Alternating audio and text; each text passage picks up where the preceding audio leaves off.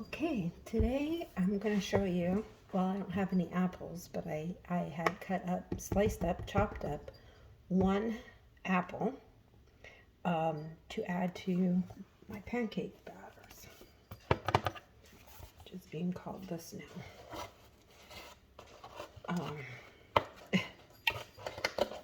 This says Pearl Milling Company. That's okay. I'm not going to use a bunch of it, but here's some fruit that came in one of those bowls that you get at the grocery store. Okay. And I don't really measure stuff. Just kind of what they called it back in the old days, eyeballing it. Oats. You have this bag in here, and I'm just putting a little bit like this. Not cooked, just like that. Old-fashioned is what it's called. They're not chopped up, and they don't have things added to them. Then, oh, darn it. Let me smush it first before we get any much to it. So I've already put it in here. That's okay. Don't worry about it. I fix everything. I'm going to keep using it.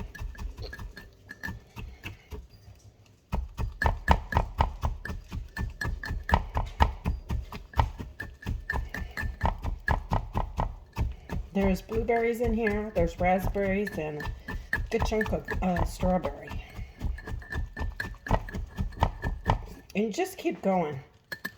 If the blueberries get inside here, just knock them out and keep doing it until you see them getting smushed.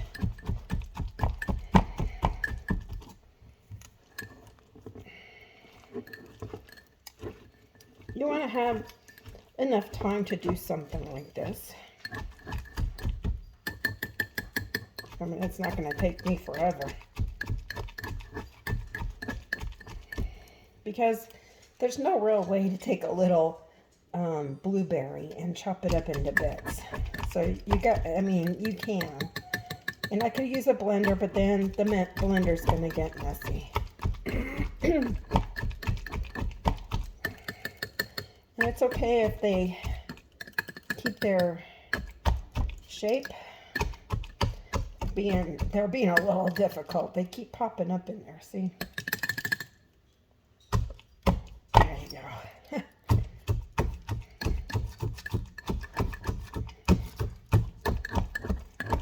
And then you kind of want to stir it to see what's going on down in there. Still a piece of the strawberry. See?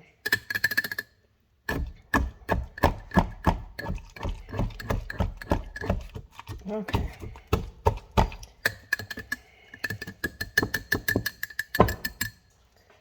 Good. So the recipe for the waffles is right here. And a cup of water, a little bit of oil, yada yada. Stir till the large lumps disappear, blah blah blah. I'm just gonna add a little bit. Because it's just me. The whole recipe is for makes 12 4-inch waffles. So, and I have this little waffle maker. See this little teeny one? About as big as my hand. My hand will fit over it. It's hot. It's plugged in. It's good to go, actually. Cinnamon. This is if you want it. If you don't, if any of the ingredients don't jive with you, don't use them. Here's some ground ginger. Most of the time I pick it out flavors that I know that are going to go good together and that have some slight medicinal. This is nutmeg, ground nutmeg. You might want to look that up. Use cautiously. I've already looked it up. So let me see. I like this flavor, but we're just going to do a little teeny tiny sprinkle. It's ground cardamom. Good.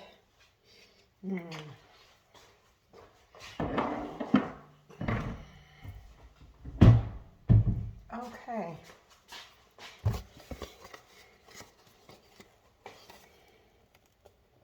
Now I'm just going to kind of give it not the same amount, but pretty much.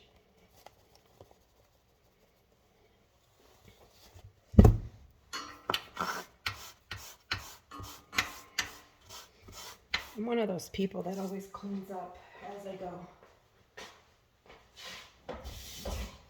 So just indulge me here for a minute. I hate to come back after I've already cleaned up.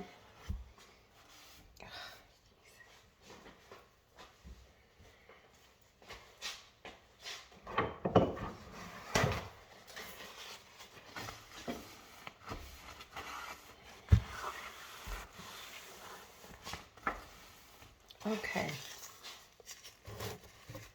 So we're going to keep this to the ready because I'm going to add a little bit of water to this as we go. I'm going to start.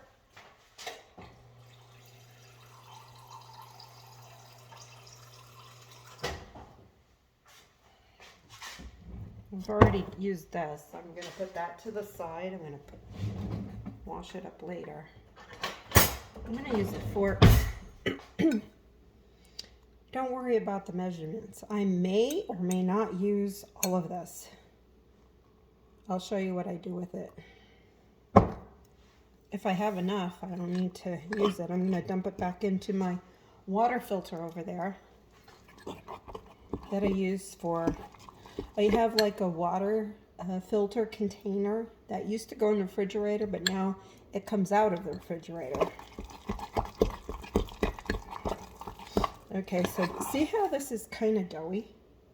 We're going to add a little bit more water because we want it to be kind of runny enough to pour onto the waffle iron.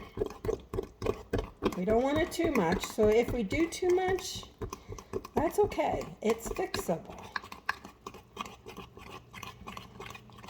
This has got a nice reddish color to it because of all the fruit mixture in there. It's kind of like almost purple. See? Pinkish purple.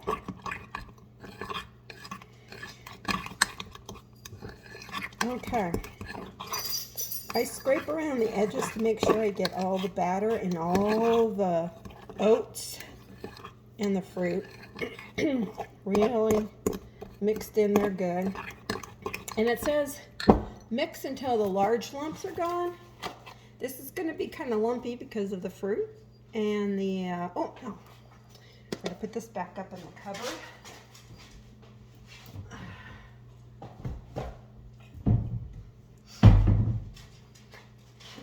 Now, so we don't waste this, I'm just going to put it over here. And it's going to get filtered. Even though it's already been filtered, it'll just go there. I use it for coffee sometimes. Okay, and also the dog's water because she likes to have filtered water. All right. I wanted to try to not get too many utensils out, but I'm going to use this again for when I eat the waffles. I'm just going to rinse it off. Put it over here. Some kind of thing that I can scoop. But not too much. Oh, yeah, there's that spoon. It's kind of like the soup ladle. We're not going to fill this up. In fact, I hope you can see me okay. It looks like you can. Very hot. Be very careful. I'm an experienced cook, so I know what it's like to get a little bit burnt. So you kind of scrape off the drippings. You're going to drip just a little bit. Now watch this area. I'm not going to cover all of it. Okay? Just about like that, because it is going to go over the sides a little bit, so kind of prepare for that, but it's okay. You know, I just kind of pat it down a little bit so it's even. Now I'm going to place it down, let it do its thing. I'm going to pause and let it come back. Okay, so the light clicked off.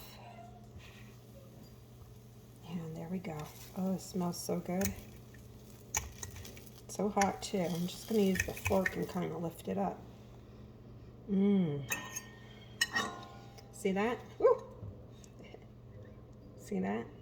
Now you can put whatever you want on it. You could put a little bit of butter and jam, peanut butter, because jelly effect in there, the fruit flavor, whatever you like. Honey, I'm going to be using honey, but I'm not going to do it yet. I'm going to cook a couple more. But now that you've seen this, you just pop it on. It swooshes out a little bit. You could do that, you know, rub it down with the spoon a little bit, but it usually will just cook right out. But it's so good, and I guess you want me to take a taste. I'm just going to take a taste, plain how it is.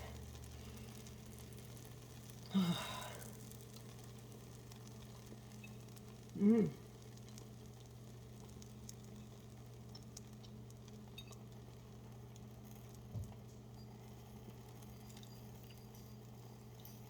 Very good.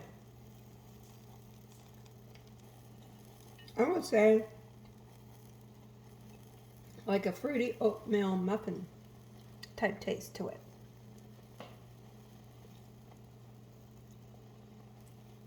See you next time. Bye.